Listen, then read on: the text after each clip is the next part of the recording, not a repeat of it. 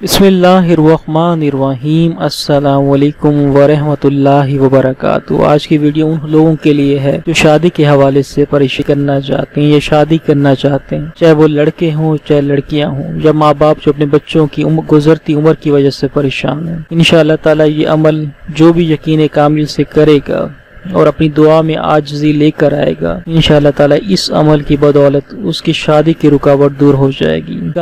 मुसीबतों को, मुश्किलात को दूर कर देता है और शादी में रुकावट एक बहुत बड़ी मुश्किल है। तो इस हवाले से जब भी कोई का अमल ना हो रहा हो तो सदका जरूर दे दिया करें, चाहे 5, 10 या हस्बे तौफीक कोई भी चीज। शादी के हवाले से वजीफा बताने से पहले आपसे रिक्वेस्ट है कि वीडियो को लाइक और शेयर जरूर कर दिया करें, और अगर न्यू लोग हैं, पहली दफा देख रहे हैं, तो चैनल को सब्सक्राइब कर लिया करें। आपने करना क्या है, नमाज इशा के बाद अव्वल और आखिर 11 बार दुरूद इब्राहिम पढ़ें और बीच में आपने बिस्मिल्लाहिर्रहमानिर्रहीम के साथ सूरत ताहा को 21 बार पढ़ना है। उसके बाद आजिज़ी के साथ अपने मकसद के लिए दुआ करें। इंशाअल्लाह ताला इस एक दिन के अमल से आपकी बंदिश दूर हो जाएगी। शादी पर जो बंदिश है, किसी किस्म की बंदिश है, इंशाअल्लाह ताला दूर हो जाएगी। वीडियो को लाइक और शेयर कर दिया करें। बहुत शुक्रिया। अल्लाह हाफिज।